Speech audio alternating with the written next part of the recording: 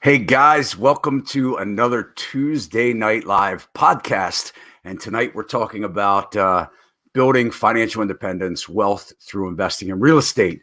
And as you guys, if you follow along with our show, we talk a lot about that. So, it's one of the ways that you can achieve financial independence. We're taught or at least I was taught as a young person that, you get a job, you work hard, you stay there forever. Hopefully you're going to retire and collect a pension and a Social Security check, right? Well, I don't think it works that way. At least we'll find out if it works that way for some. For many, they'll never achieve that. And tonight, guys, we're going to be talking. We've got guys from New Jersey, so not that far from Maryland. I'm Todd Sachs. I'm the broker and founder here at Sachs Realty. We're a real estate brokerage in Maryland. We help buyers and sellers actually all over the country, but in Maryland, directly and all through the country through our amazing broker network. So guys, if you don't have an agent, I want to hear from you about your real estate plans and help you get pointed in the right direction. So tonight, we're talking to Matt and Justin. It's the DeRosa Group. And like I said, they're out of New Jersey, and they started, and we're going to hear their story, but they started with a little flip in Philadelphia for $50,000, and now they have almost 1,000 doors. So guys, I'm excited. Matt and Justin, thanks so much tonight for being on our show. Thank you, Todd. It's great to be here. Thanks for having us, man. Looking forward to it. Yeah. So, kind of one at a time, why don't you just kind of introduce yourself and tell everybody a little bit about you? Sure, I'll go first because at least on my screen anyway, I'm in the middle, so I'll go first. My name is Matt Faircloth. My company is called the DeRosa Group, and our company's mantra is to transform lives through real estate.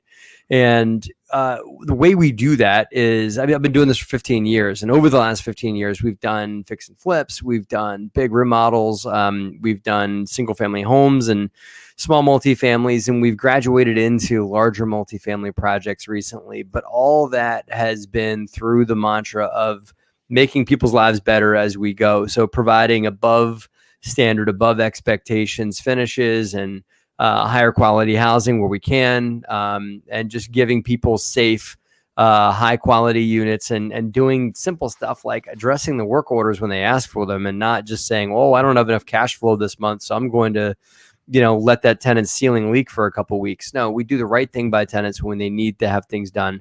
And we make the right improvements, for them to hold pride in where they live. And we're super excited. We love what we do. And we also work with a lot of investors that want to have their lives bettered through achieving financial independence through real estate cash flow and real estate ownership and what it can provide too.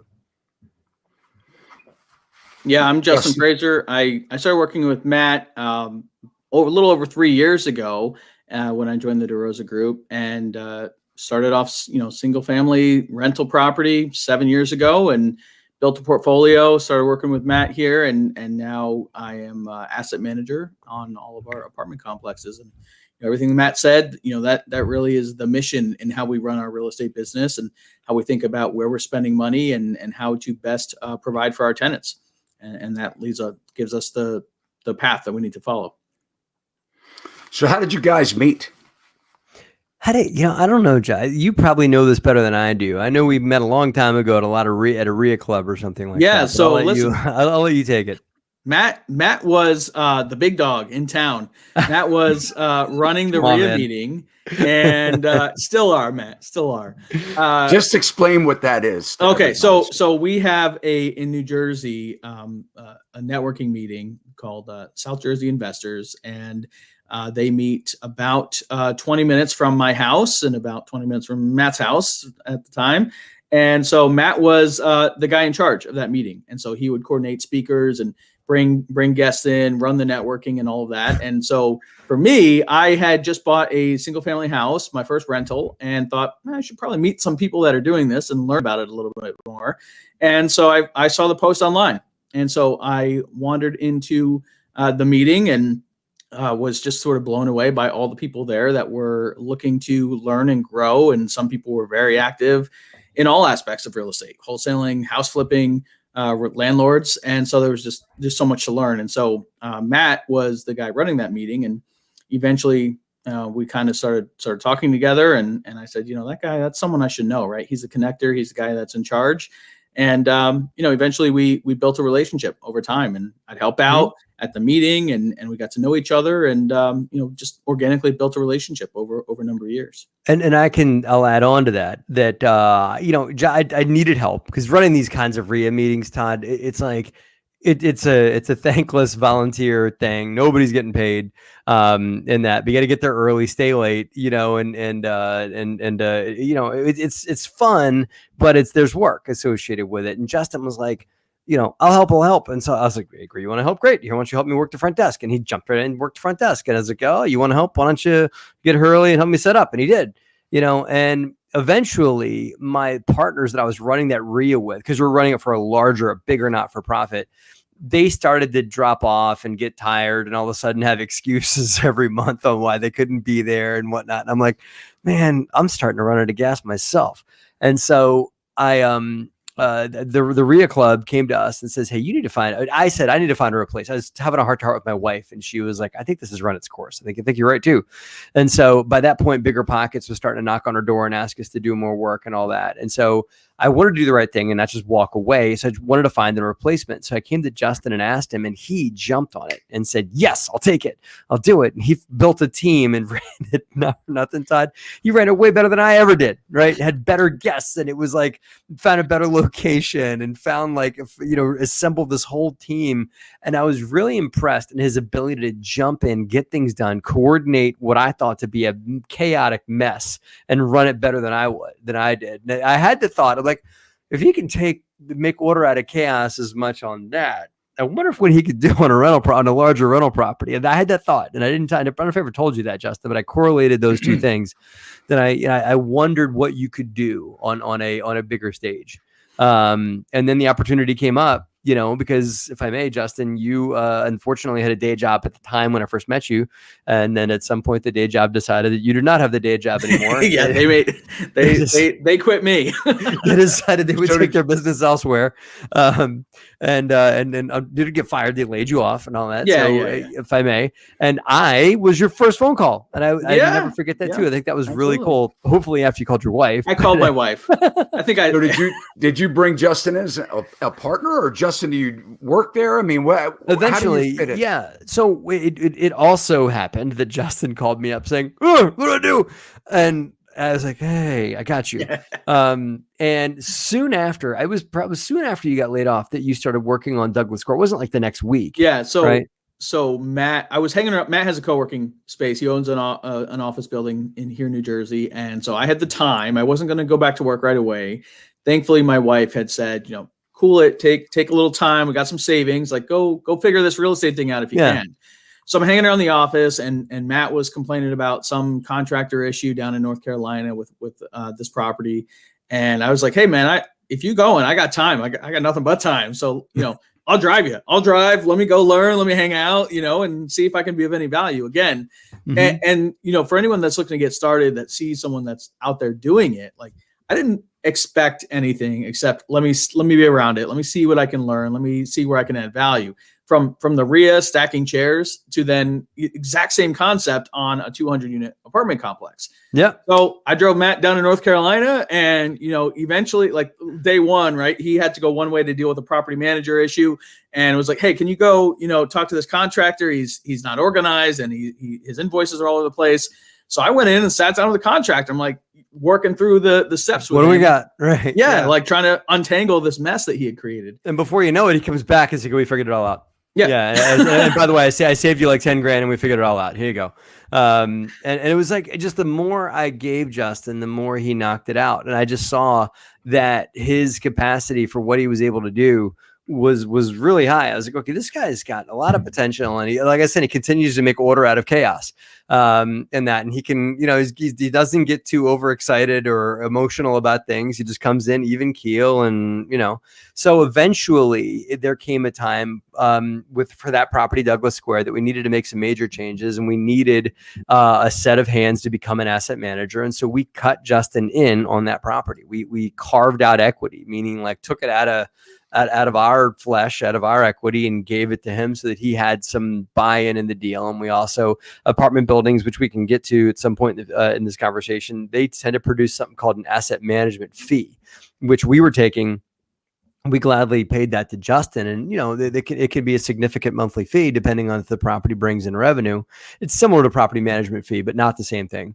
But he started making the AM fee and a little bit of equity, and it was a win for him.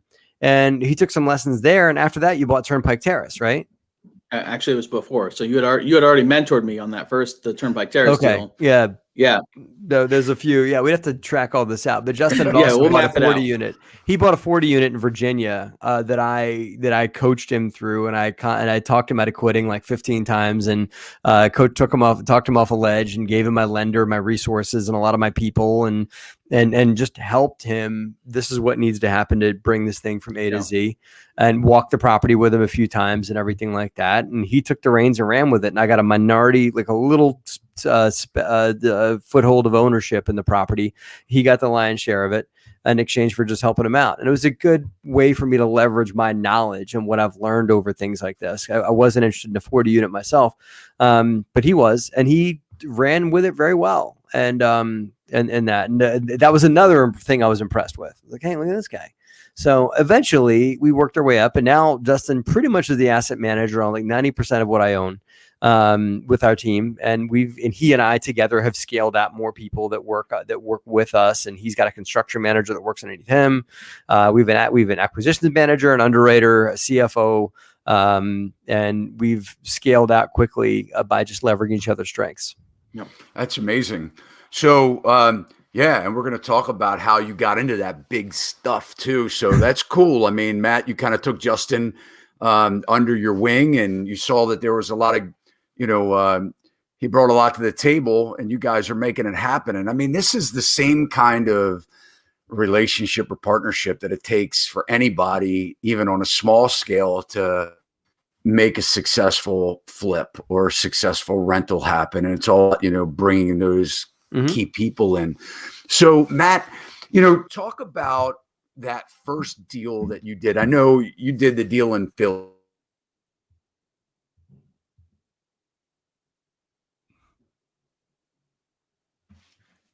Do it. I black.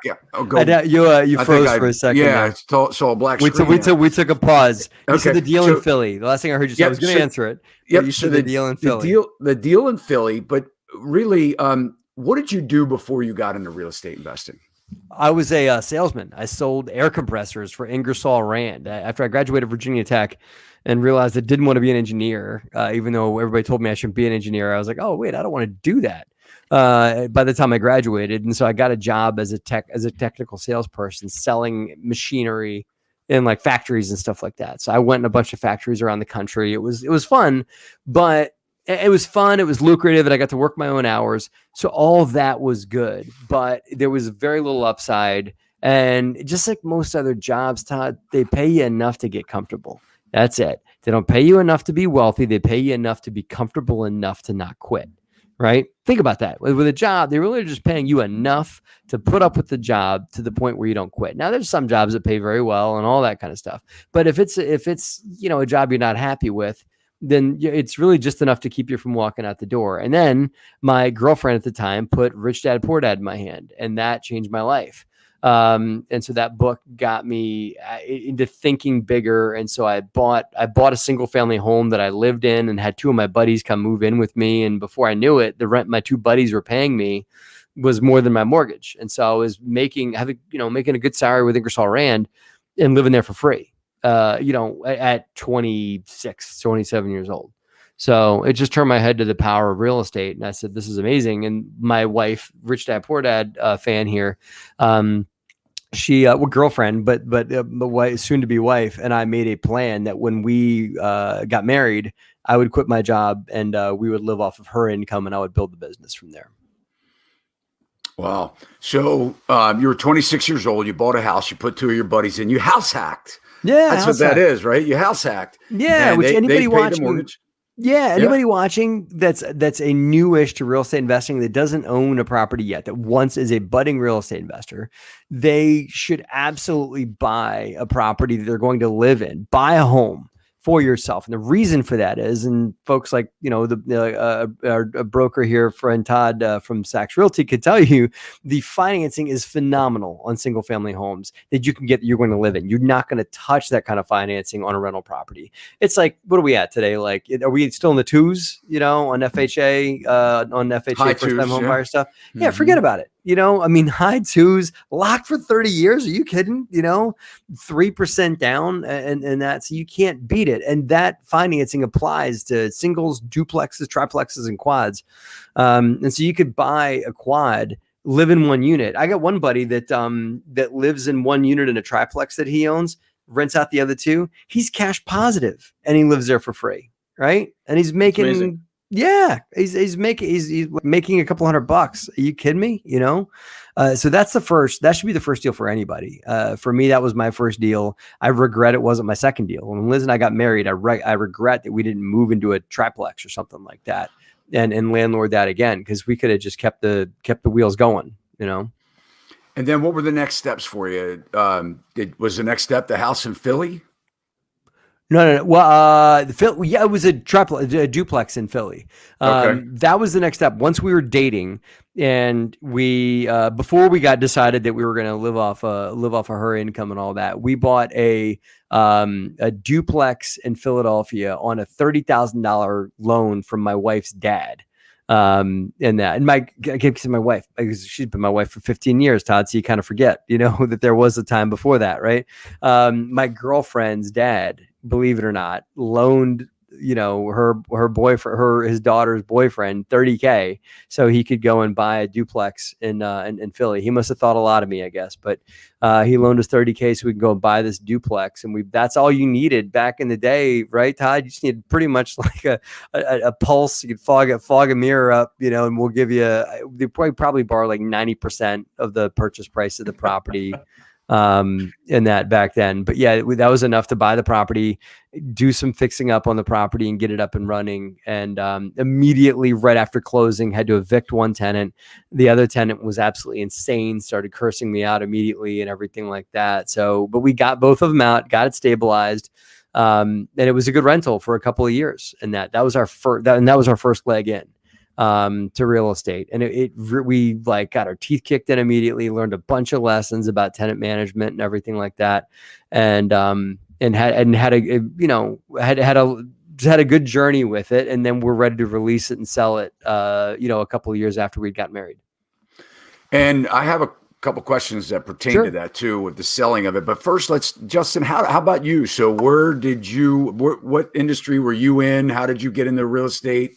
Yeah, I was a project manager for a software company, and I had just gotten a new job and was making a little bit more than I had been making. And so I started doing some research, like, hey, what do people do when they actually have money? I was 24 and just didn't really know anything about money or having extra money. I knew I wanted to invest. I didn't know anything about stocks or real estate, but I came across Bigger Pockets. It was right around the time that the podcast was just starting up. So we're talking about 7 years ago or so. And that was when I kind of thought, man, this kind of makes sense. And maybe I'll buy a house and, it'll cash flow a bit, but at least, in 30 years, even if it doesn't really cash flow, it'll be paid off and I'll have, something to support me in retirement, because being my age, we're not really millennials, not really counting on Social Security, not really counting on a pension. That's not happening.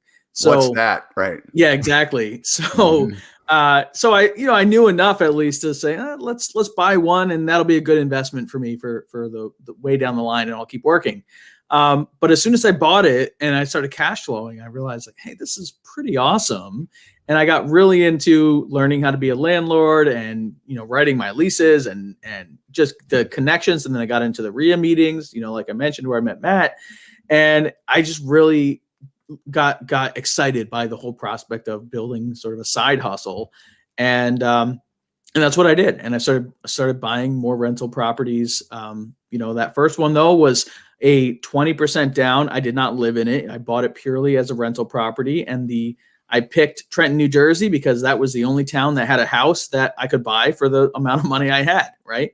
And so I bought this house for $81,000. It was totally fixed up. It was ready to go. I was deathly afraid of contractors and renovation. And like, I did not have any experience with that.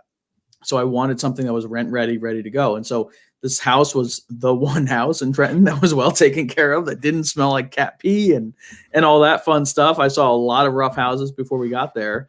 But I bought it. And I think on Friday we closed, and I was showing the house over the weekend, and I had, prospects lined up for early the next week. And I think the weekend after, someone moved in. My first tenants moved in. And so I learned how to be a landlord by being a landlord and figuring it out.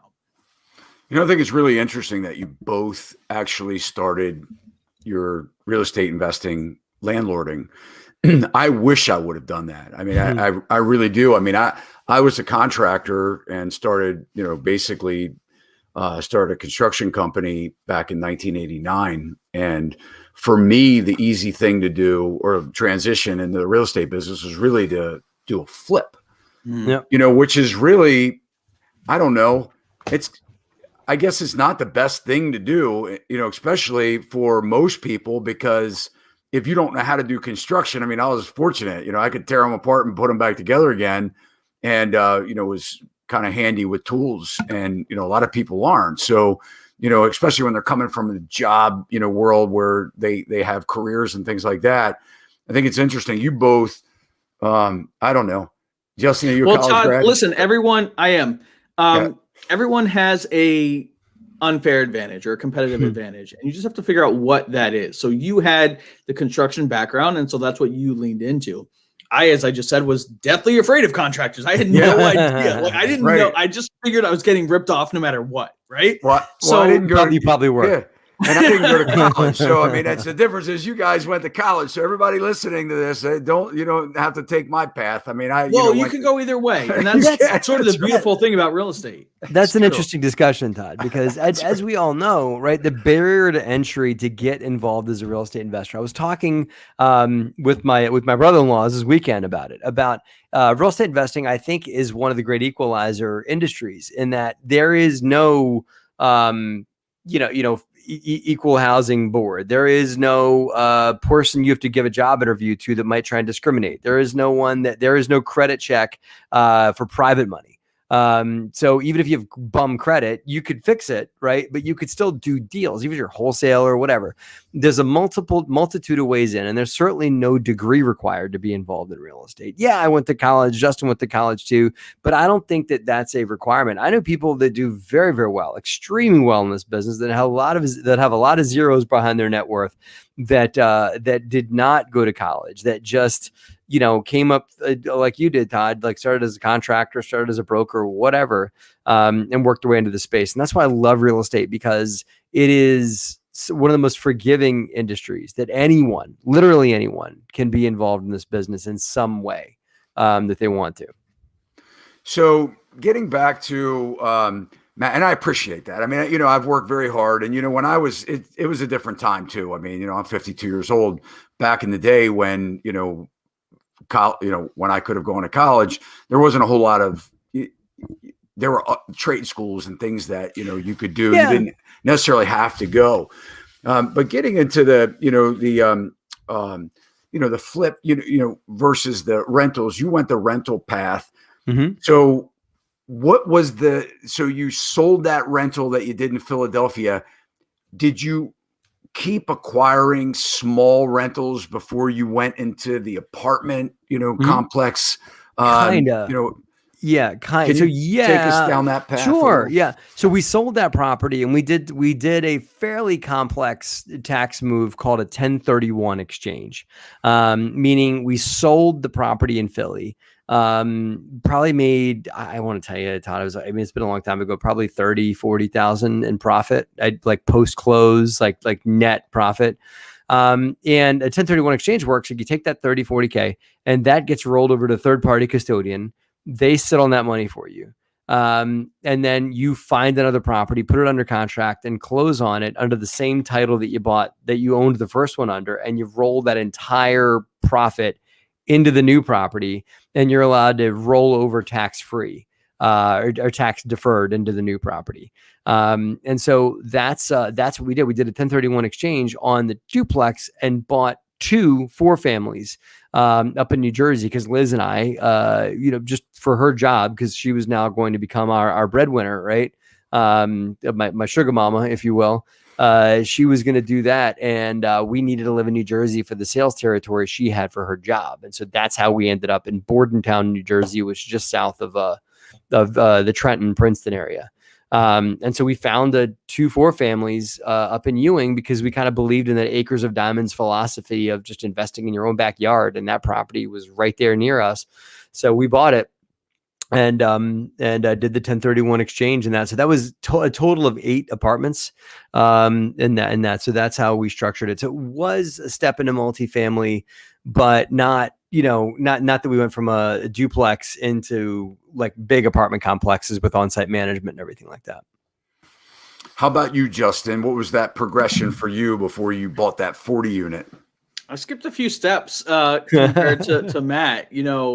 Thankfully for me, I had, Matt had a few years under his belt and was ahead of me there. And so when I had done a flip, so as I was buying some rentals, I did a flip project, made a little bit of money on that, did a wholesale deal to try that out. It wasn't for me. And then I had 3 single family houses, three rentals, and the market started to get a little tighter. And I was like, $200 a month or per property is not really moving the needle for me, right? I have to buy a lot of houses, and I'm just doing the math on how many houses I have to find. And I said, why don't I just go find an apartment complex? Like, what would it take to do that? And believe it or not, it was right around that time that I had asked Matt to come back to the meeting that he used to run, and he was our guest speaker, and he was talking about a 49 unit deal that he had just knocked out. And it was a really great presentation, sort of step by step. And I'm like, if Matt can figure this out, I'm sure I can figure this out. Like, I could do this. If that guy can do this, thank you, Justin. So much. Anybody can. But, Our Virginia Tech this guy, right? It's possible. He showed me the path, and I knew it was possible. That's great. So I was like, why not? Why not? I'm laughing because I've said that about other people before. I just say to your face. I don't figure this out. So that's where Matt got dressed in the morning by himself, and this guy bought a 49 unit apartment. Exactly. Anyway. So I spent the time. I basically decided to stop buying, and I spent the time learning multifamily. I would say I spent like a year learning how that's underwritten, how to do due diligence, how to financing works. I mean, top to bottom. Like, I just really invested a lot of time and energy into learning that whole process. And then when I was ready, that's when I started calling brokers and saying, hey, I want to buy this $3 million deal. And they said, well, that's nice, but who the heck are you with your 3 units? Like that, Right. So that's I was like, very cute. That's very cute. Good exactly. luck with that. That's right. Cute. So that's when I was like, well, maybe I'll call Matt. And instead of me and my 3 units, it was we and our hundreds of units, right? Right. And so suddenly this buying team looked a lot stronger because Matt and I were able to work out an arrangement where I knew I needed experience and credibility, right? I was going to do the legwork. I was going to put the time and money and energy and raise all the capital and do all of that. But I needed someone to not laugh at me when I knocked on the door, right? So that was experience and credibility. And so by bringing Matt on to the team, we looked a lot stronger than me. And that's how I got into the 40 unit deal. So, we get a lot of people. I mean, they're listening to us. And by the way, guys, we appreciate you tuning in to us tonight. And if you have a question for, myself, Matt, or Justin, I mean, you certainly, whatever platform you're watching this on, feel free to comment. If you're watching it and post, live, just a recording of it, all of our information is going to be in the show notes. Feel free. I mean, Matt and Justin would love to hear from you. So would I. Shoot your questions over. Guys, we're here to help. I mean, this is why we're spending a Tuesday night with you right now. It's not, none of us are, being paid to be on this show right now. So, we are here because we want to help you. We want to give you advice and kind of push you on the right path. So, let's kind of talk about that. A lot of you are listening. You're going, you know what? I have a job. Or maybe you don't have a job. Maybe you need a job. You're looking for something to do. Maybe you're thinking you want to be a real estate agent. But you're interested in the real estate business. Give some advice. Justin, we'll start with you on somebody that's listening right now and they're saying, how the heck do I get started? I mean, obviously, you were in IT, you were attracted towards real estate. One thing led to the next. You realized that you enjoyed it. You made it a career. Maybe somebody doesn't want to make it a career, but they want to have some passive income and have the, tenants pay for the place. And at the end of the day, 10, 15 years from now, have a nice asset that's paid for. How can you tell them, or, what can you tell them to get them motivated? You get them off the fence. They're listening to us right now. So how do we push them into doing it, to making that point? Yeah. I mean, listen, I sort of joke about Matt earlier. If he can figure it out, anyone can, but don't walk it back now, Justin. No. I'm going to lean into it. I'm going to lean into it. And I'm going to say that anyone can figure this out, because there now more than ever, there's way more content to learn and educate yourself on what real estate investing actually is. And you don't have to go full time. In fact, unless you're really sure, I encourage you not to go full time and make this your thing, because lots of people are very happy with their W-2 jobs and they make a lot of money, and you don't necessarily want to get bogged down with building another business. So if you're happy where you are, great. If you're not happy where you are and you think real estate might be where you want to go, or even if you just want to do it on the side, you have to learn about real estate. You have to read the books, put the work in, learn, watch this video, watch the next video that Todd puts out, and the video after that, and go to all the related videos and find all those channels and consume enough content to get comfortable enough with the material, but then do it, right? Figure out what you need to buy that first property. If you want to buy a rental property, do it. Figure out what you need for the money. How do you raise that money, right? Figure out who you need for the experience. Find that experience. You need someone looking over your shoulder. Some people pay for mentorships. I didn't have to do that. Some people do, and they get a lot of value out of it. But I think there's enough content out there that you can learn if you want to put the time in to learn what you need to learn. So, Matt, what do you look for in a rental property starting out? What I look for, that's a good question. I think at this point in my game, I look for, because we syndicate deals, right? So we're kind of, it's more complex than what some folks just getting started may want to know. But I'm sure they're curious about it, but they might not look at things the way that we do. The way we look at deals today is, can I impress our investors with this deal? Like, is this something our investors want to jump into? Because what we do is we bridge the gap between investors and alternative multifamily assets. We stand in between those two things, and we give access to those investments through people that can't write a check to buy the whole building by themselves, but they can write a significant enough check to be a part of the deal. And so we look for properties and for opportunities that we think are going to blow our investors' minds and meet or exceed their returns, and give them just help them get closer to their wealth goals. So in today's market, what that looks like is a property that's in a growing area. It's in a city that has diverse jobs, and a property that just has some TLC, issues, like some low-hanging fruit, some probably, you're laughing, right? It's a TLC. TLC, tender loving care. Justin, Justin's the one that deals with a lot of that. So he's the one that untangles a lot of this mess. Laughing at our $4 million of TLC on our last project. Yeah, right. We spend a lot on doing TL, giving back TLC to properties. Yeah. And just really a lot of it's just, they call it deferred maintenance. It's just maybe properties that have been updated for a while. But Todd, anybody doing a fix and flip is going to see the same thing. It's something that hasn't been kept up. It hasn't been brought up to today's standards. And so for a flipper, it could be a property that the kitchen's dated and the rooms are a little small and needs a roof and it needs some landscaping.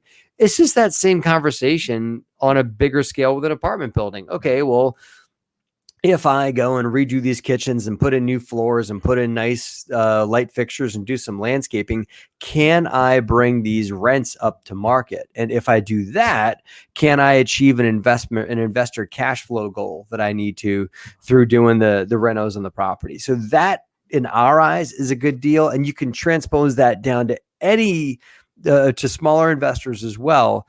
Is, can I create this? If you see my hands, this much value with this much construction dollar, meaning like, can I pay $10K in renovation on that fix and flip or on that single family home or whatever it is to achieve $20K in value, meaning the market will yield me $20K more in valuation of the property for the work that I did. So is there a value to cost of work spread that I could make? Gotcha. And, as it pertains to the returns, I mean, Justin, you had mentioned something about, on the rental side of things, a residential rental, you were getting $200 a month.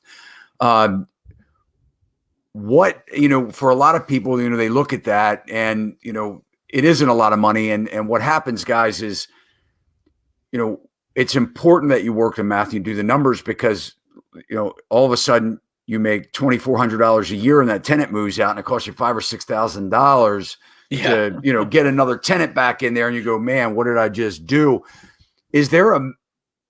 Justin, is there like a number that you feel comfortable with? I mean, people that do this smaller scale investing, what is that above and beyond your monthly mortgage or cost, including your taxes and water bills and things like that somebody should look for? I mean, you've got to do what you're comfortable with. I was buying $50,000 to $80,000 houses in a C to D class area, and those were cash flowing $200-$300 a month or so. But I'm also not putting that much into it, so my ROI percentage was like, I don't know, 20-25%, which is a great percent on paper. But when you're only in it for a few $1,000s, it's a high percentage, but the low dollars.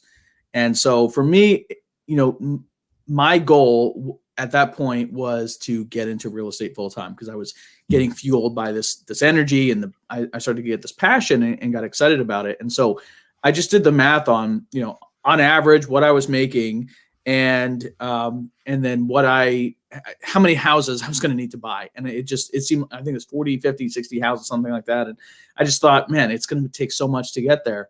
So it's hard to answer that, Todd, but I would say, because it's going to be different in every market and for every person, how much they're putting down. But I will say this, know your numbers.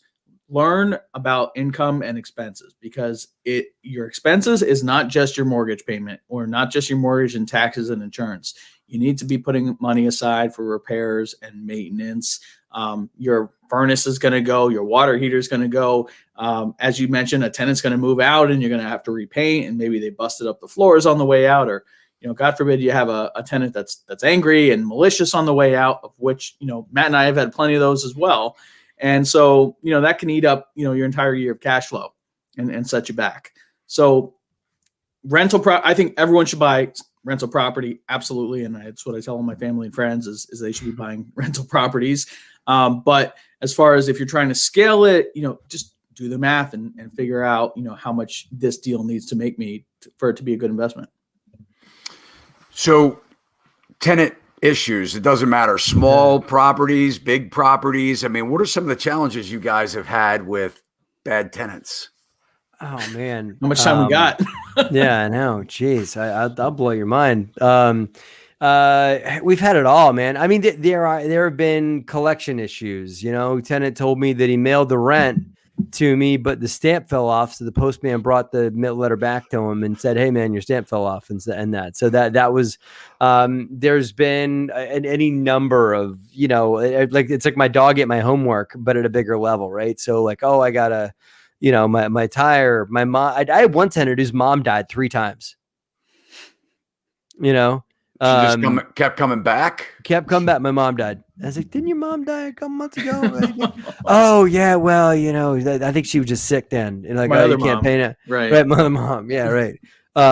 Anyway, we've had all kinds of collection issues. We've had not to be morbid, Tony, but I've had multiple deaths at our properties and shootings, and I had all kinds of crazy, and I can all kinds of crazy stories. I don't know how far you want me to go with that, but at the end of the day, what it is there is a side of humanity that landlord gives you a view of that a lot of times in society you don't see. So if I meet somebody at work, I don't know what's going on at home. I don't know all their stuff going on behind the scenes, and I'm not seeing a lot of their, I'm seeing their people call it their representative.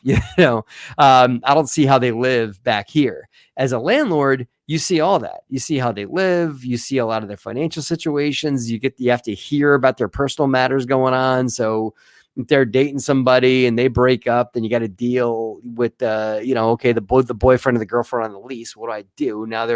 He moved out because he's now messing around with the neighbor, and all that. So now she's living by herself in the apartment, and he wants to move in next door. That true story. So, those are things that just, I don't know. There's a lot out there and just landlording gives you a full view of it. And it enables you to see really a side of society you didn't think, like full spectrum of the world. But what it also forces you to do is to thicken up your skin a bit, because as much as I feel for the real stories that some of these people had, I mean, some people really can't pay their rent because they lost their job, or because they really did lose a relative, or because their child got sick or something like that really bad. They've had these things happen, and I feel for them, but I also have to put a boundary in between their situation and us. And that. So I think in some sense, it's made me very sensitive and compassionate for other people, but it's also made me somewhat a way thicker skin than you would think, because I've seen it all. And Justin, you're starting to see it all too. I mean, you get desensitized to it a little bit, but I can give you a story. Just on my first rental property, I was self-managing. I was learning how to be a landlord on my own. And, you hear every story and every excuse, and, the rent is in the mail, it's in the mail, it's in the mail, and when you landlord from emotion, you're like, oh, I feel for these guys. They got a young kid, they're a young family, I'm sure the rent's in the mail. I'm sure they told me it's coming, so it's fine. I'll just let it go this month. They're definitely going to catch up next month. Right. Sure. And when you lead from that emotion, that's when you get into trouble, right? And those tenants, my very first tenants I ever placed, ended up, 6 months behind on rent, and I didn't evict them till way too late, and I just let it go. And I learned an expensive lesson, but now that saves me, right? Because as Matt said, you have to run it like a business, and it's important to keep that in mind, that everyone has a situation and a scenario, and especially right now with COVID, we've forgiven more past due rent in the last year than every other year combined, I think, in the history of owning these properties. And most landlords be able to say that. Yeah. Yeah. And we are compassionate, and we feel for a lot of the people that are going through a tough time. And so we're trying to work with them, and we set up payment plans and all that. But there are also tenants that are, taking advantage of the situation. And so it's tough to draw the line and figure out who's doing what. And so we try to make help available, but at the end of the day, some people are going to take advantage of a situation. So there's professional tenants out there too. I mean, that are just going to live in your apartment for as long as they can. I had a woman file bankruptcy while she was in there trying to avoid eviction, and she appealed the eviction, and she knew what she was doing.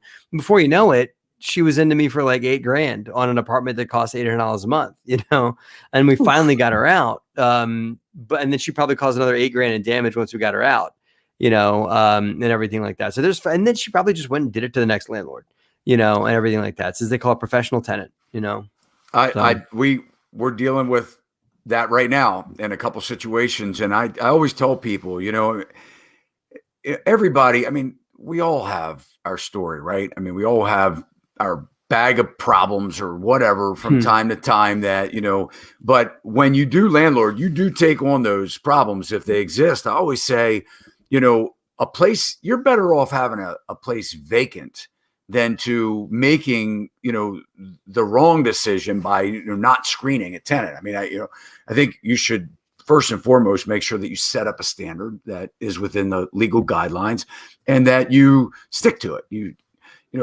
Make sure that you try and safeguard as much as you can against those professional tenants. I've had it too, where they know the system, they'll work it, and all the while, a lot of people, when you only have that $200 difference of profit in or what you think is profit in your payment from your expenses to your rents, if you don't get paid for a couple months and you never recapture that, that's how I see a lot of people get into trouble when they start investing. And quite honestly, we see a lot of people dumping them too. Like, oh my gosh, I thought it was a great idea to be a landlord and decided, against it because I've had nothing but, horror stories. But I do think it's important, that everyone knows that it doesn't have to be that way. If you set up the right, it's like anything, right? If you set it up right, you strategize, you plan. I always recommend, I want to ask you guys what you think about dealing with agents and brokers, and not just because you're on here talking to me. I mean, some people have, good all brokers are wonderful, especially the ones at Todd, Sachs Realty. Right, exactly. So, I think that if you're looking to invest, before you go dealing with a wholesaler that isn't licensed and doesn't have a same set of standards that we do, not saying that wholesalers are bad, but if we understand what your objectives are, and certainly you ask an agent or a broker that has been helping people consistently through the years with making money, we're going to be able to safeguard you on a lot of that stuff, a lot of those pitfalls that you could make if you're the type of person that will listen to advice. If you look at the goals of a wholesaler versus the goal of a realtor, right? The realtor's goals are aligned with you, right? The realtor wants to see you buy a home, and to be honest, realtors typically aren't getting paid until you close on a home, and that. So they're financially aligned, and they want to see you get something that's going to work. They want to see you qualify for a mortgage. They want to see you happy, see you refer business to them because it's a referral-based business that you guys are in, right? A wholesaler, on the other hand, might try and make you think that their job is to provide, homes that are in need of work or things that are going to be good deals. But really, a wholesaler, what they want is to get the most money out of you in the fastest period of time that they can. So they're going to pressure you to close faster than you're comfortable with. They're going to pressure you to pay more. They're going to tell you stories about how there's another buyer, and if you don't bid another $50K higher or $3K higher or whatever it is, they're going to sell it to somebody else. They can be the conversations are typically fairly adversarial. And there is high pressure always to move things forward in a wholesaler. I have never been treated by a realtor the way a wholesaler likes to treat people in that. So wholesalers have their place in the world, and sometimes they get access to deals that realtors just don't have access to. And they can provide sometimes people that are in major distress, but I still think that that you're going to get better customer service and better access to way more deals, because the agents or a wholesaler is not going to show you stuff on the MLS that's publicly listed. A realtor can, though. And a realtor typically knows more people. Most realtors have been in the business for longer than wholesalers have. Realtors are going to have connections to attorneys and home inspectors and contractors, they're gonna have a way deeper Rolodex than a wholesaler does. And to your point, I think that if you're going to, now if you're an experienced investor, I think wholesalers can be the best thing for you because they're out there marketing these off-market properties of these people that are more distressed, right? They need a quicker sale. They need it like sold in 2 weeks or we've gotten great deals. So great deals from wholesalers. But you should know a little bit, or take somebody with you, or take an agent with you, or whatever to these deals to make sure that you're paying, the right price. And certainly, I want to say just one thing on that, Todd, too, is that even if you do work with a realtor, not every realtor knows about real estate investing. And they may not know what good cash flow is, or what cash flow is at all, or how to run an investment property. So absolutely, I say it makes sense to work with a realtor, but whoever you're working with, you've got to know the numbers. You've got to take responsibility for yourself to learn how the income and the expense on rental property works, so that you can then set the criteria and go tell the realtor, what kind of deal you're looking for. Don't just blindly rely on a realtor to tell you, yeah, this is a great cash flowing deal, because it may not be. Well, a lot of realtors might not invest. I mean, I've had a realtor. I mean, it's certainly not you guys, Todd, but I've had realtors send me numbers where like the income number was the rent times 12, and the only expense number was the real estate taxes, because that's all that was in public record, right? Right. And everything like that. So it's just, you got to be careful. And I'm not accusing all realtors, but if realtors are not very familiar with the investor psychology and the investor, like what investor needs, and I don't expect a realtor to run all my numbers for me, but they ought to know what data I need to analyze something, and I can make my own analysis.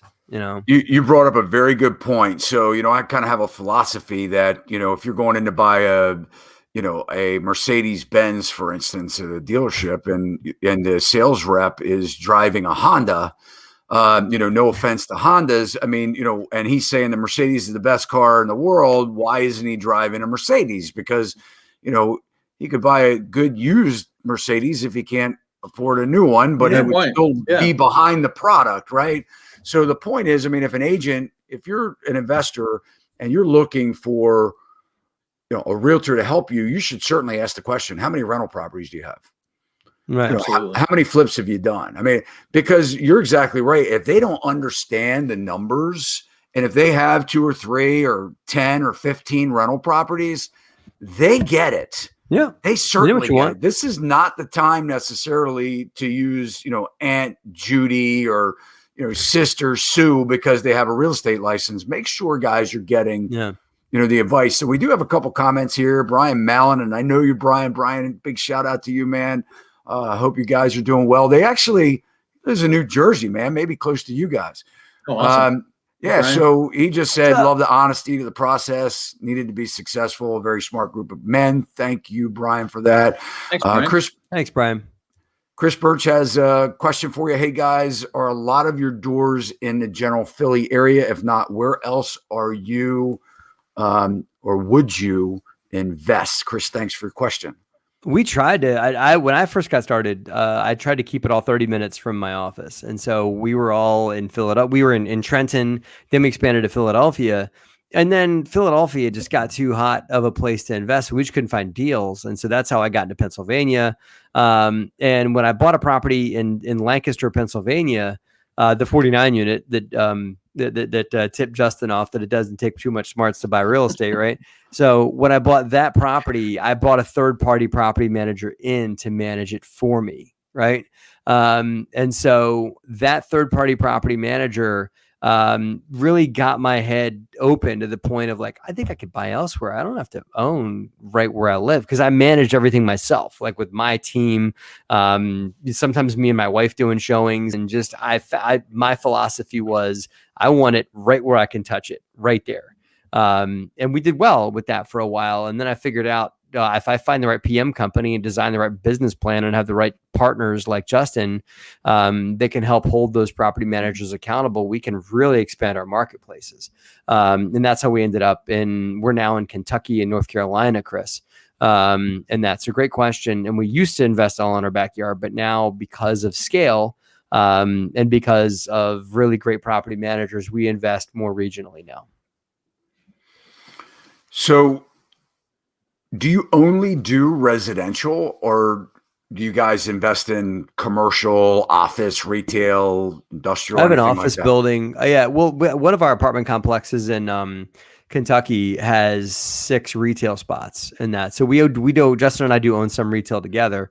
But I own an office complex in Trenton that's a 10,000 square foot office building that's mostly real estate investors. That's like a small business center, like a Regis or like a small office complex. So I have that, and that was something that I bought many years ago. Thinking that our home was going to be Trenton for this foreseeable future. So that's one of those things where I'm just, where we still have, and it's been fine. And I've got a physical place that we can go and meet and have our launches. And, we used to have a lot of meetups there and stuff like that. Hopefully get back to that soon. But we're like 90% residential, a residential housing company. Do you look to expand commercial? Do you see any opportunities that are going to be coming on the horizon as like a fallout of people working from home? What do you think, Justin? I don't know. I mean, I think he and I have we have a lot of fun in residential now. I know some of other folks in our space are getting into self-storage. Like guys that have done a lot of apartment building investing are getting into self-storage, and they're talking about doing like industrial and stuff like that. What are your thoughts on that? I think that you see the transition to self-storage or incorporating self-storage in, because self-storage and multifamily really go hand in hand. Yeah. And so like we're putting self-storage into some of our apartments now because it just makes a lot of sense. Honestly, for me, like we're staying focused on multifamily housing, C-class value add multifamily in North Carolina and Kentucky. And honestly, if you're bringing something else up, I don't usually want to hear about it because I don't want to get distracted. It's so easy in this business to look at the shiny thing over there or over there. We are really honed in and we're getting really good at what we do because we're staying focused on that. And so we're not chasing way down the road. Exactly. Like, I don't know. I'm just saying I don't know enough. I hear what other people are doing. I don't know enough because I'm not even researching it. I'm researching what we're doing and trying to up our game. Yeah, we're raising a private equity fund, and that private equity fund is going to invest in multifamily, but also in hard money loans and distressed mortgage notes. But those will probably be residential housing too, just a different access to that same investment type. So maybe, Todd, when we get to a way different level, we'll look at it. But we've been able to get really good at residential housing. So I think for the foreseeable future, we'll be there. Maybe we'll do a bolt-on if we've got the right team members that we can join our team and kind of show us the ropes for retail. To your point, I think that office and retail are going to be a phenomenal billion-dollar, like those industries are going to make billionaires because of the shift in the way the U.S. is using retail and the way the U.S. is using office space. That's okay. We don't have to be a part of that train. But I think there's a lot of opportunity to do everything from repositioning shopping malls to taking strip centers and turning them into something else, because the way America shopped through the last 50 years is not going to be the way we're going to shop and the way we're going to live and the way we're going to go to work for the next 50 years. And same with offices too. I mean, this trend's been coming, this work from home trend over probably the last decade. I think COVID just kind of pushed it along. So as far as, with the deals that, I mean, obviously, no matter where you are in the country right now, inventory is short. Do you guys see, you think we're going to have a crash here in the housing market? I mean, do you think we're going to see a lot of foreclosures coming up in the next 12 months? I don't. I'm not. I'll let Justin speak for himself. Here's what I think. Again, my crystal ball is broken, Todd. I can't seem to get it fixed anywhere. But what I think is that you're going to see as forbearances start to dry up and as moratoriums start to come off, and eventually they have to. It can't be there forever. It's going to open up the market. It's going to flood the market with some foreclosures, and you're going to see some properties forced to get taken back from the bank and mortgage workouts and everything like that. That's not going to cause a crash.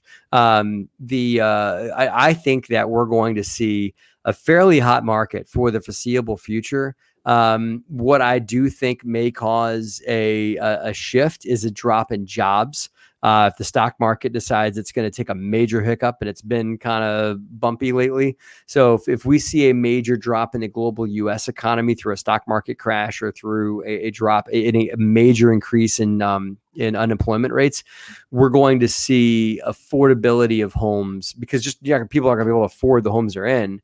And that not because of interest rates, not because things are inflated or whatever, but because the other side of it, you're going to have an income crisis, and that's what COVID was. COVID provided an income crisis, but enough stimulus was able to get us through that. Right.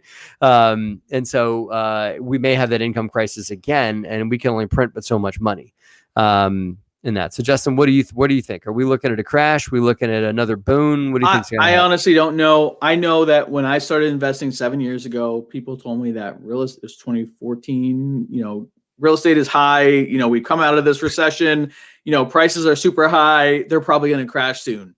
Here we are 7 years later. Right. And prices have skyrocketed. So I don't know what's going to happen. I do know that over the long run, if you're investing in the long run, prices in the future will be higher than they are right now. So if you're buying for cash flow, if you're buying for appreciation, and you have a long enough outlook on the type of property you're looking to buy, then you should be okay. As long as you're running the numbers the right way, you understand how the income and the expenses work. And if you can hold it for long enough, even if there is a dip, it's probably going to come back. It would be very historically unusual, I would say, for prices not to come back and keep going up. We can all agree prices will go up in the future. Eventually, even if there's a hiccup.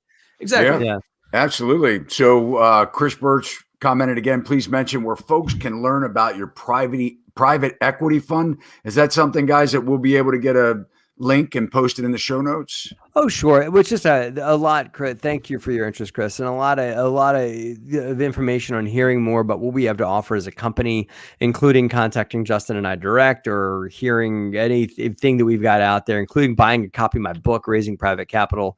You can just do on our website, DeRosaGroup.com, DEROSA Group, GROUP.com. Awesome. Guys, final thoughts. We're wrapping up here. We could talk all night. Hopefully you guys got some great content. Real quick, Ruth Lyons, shout out to her. She is one of our investor agents here at Sachs Realty. She commented good stuff. So, hey, Ruth, thanks for tuning in and being our biggest fan here. And guys, if you're looking, reach out to Ruth. She's on our website. Final thoughts. Yeah, man. Justin, you start. Look, and the topic of tonight was, from 1 to 1,000. It's doable. Matt had a different path than I had. Yeah, I just, took advantage of some of his experience, but I also added value. And you can find a way to add value to a team, to someone that's being successful. Don't walk up to someone and say, "Hi, I'm Justin. Will you mentor me?" Like, no. How can Justin add value to Matt so that Matt needs Justin to come onto the team, and he needs Justin to go to North Carolina, and needs Justin to be a part of the team? Think about how you can add value. What is your unique value proposition, your superpower that you can bring to somebody? Because everyone has one. And figure out what that is and how you can help, and you can do the same thing. So buy real estate. That's all. That's my answer. Matt? That's awesome, Justin, because I believe everybody's got a superpower. Yeah. Yeah, Todd, I think that I would say that those that are waiting for a perfect storm or a crash or a correction or a whatever, you may be waiting for a while. And if you do the right deal, if you do a deal that makes cash flow today, you're going to be fine, even if this thing crashes. And the reason why that is I owned real estate in 2007 and 8. And guess what? I got through the crash because the properties that I bought still cash flowed. I didn't buy for appreciation. If you buy for cash flow, and if cash flow is your main source of revenue on the property, you will get through a recession or a crash or a bottom dropping out or whatever, because as Justin said, it's going to go up. Even if it does this, it'll come back up. So if you're going to do a deal, just make sure it makes money today. That's what we hear. That's what Justin and I are doing. We're not doing deals that we're going to cross our fingers and hope they make money in the future. We're doing deals that make money right now. And if they make money right now, even if it's a little bit, over time, they will make more as we, increase rents and do value add and do this and do that. And if the market crashes, it's okay. We'll just hold them and cash flow them for longer. There are worse things to do in the world.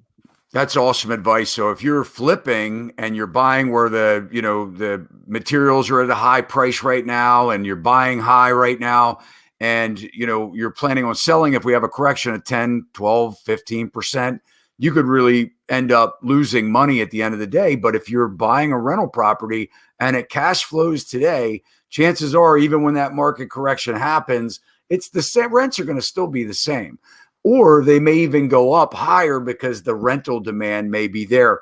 One last question here, Brian, again, being from New Jersey and the Northeast, do you anticipate the retail and warehouse demand that will be correlated with the passing of legal cannabis? Brian's opening up Pandora's box, brother. I think Brian, this is for you. I think all bets are off, Brian. But here's the thing: as much as as much as cannabis is going to change the world with regards to the way people are making money in economies, and it's going to become it's like the pioneer, but it's the wild, wild west though. It's going to change a lot of things. And it's going to be, and eventually cannabis will become the next Jim Beam, or thing that people can reach for, to self-medicate or to take care of themselves, whatever they're going to do, that'll be there. But it's going to take a lot of trials and tribulations and walls to bump into and all that before it gets there. I'll give you an example. This is changing, but up till now, but as of right now, you can't, if you own a piece of real estate and there is marijuana business activity being done, whether it's a warehouse or a retail center or a storefront, right? You can't have a mortgage on it, right? And the reason is because it's a federally backed mortgage and you are committing a federal offense by doing the marijuana production or sales in the facility. Even if it's legal in the state, your mortgage is federally backed. Right. And it's a federally approved mortgage regulated by the federal government. So you can have debt on the property. Right. That changes a lot of things. And so I'm speaking from research because I'm the real estate guy that looked into doing this myself. As Justin can say, I was bringing it to our team meetings, being like, what are we going to get into the medical marijuana space or the recreational marijuana space? Because again, it's a shiny nickel. I saw it as an opportunity. Hey, this is going to be a place where a lot of people are going to make money. And a lot of people smarter than me talk me out of it. They're like, you should just stick with real estate, stick with apartment buildings. Yeah, marijuana. And yeah, it's going to be there, but it's not going to be, it's going to be the wild, wild west. And more people are going to lose than they're going to win because the way the rules are going to go. And this is going to come in, and the people that are going to get wealthy in marijuana for the next, say, 5 years are going to be ones that got lucky, So again, sorry for the long answer, Todd, but No, it's something I've done a lot of research on and thought a lot about, as you can tell. Sounds like it. Absolutely. Yeah. Well, guys, we really appreciate your time. We know it's valuable. And man, thank you so much for being on the show. Todd, thanks for having us. Thanks for having us. Yeah. Definitely. And guys, if you haven't done so, subscribe. We'd love to, send you the alerts when we have great podcasts like this. If you think this content's good, go ahead and give us a like, comment, whatever platform you're watching it or listening to it.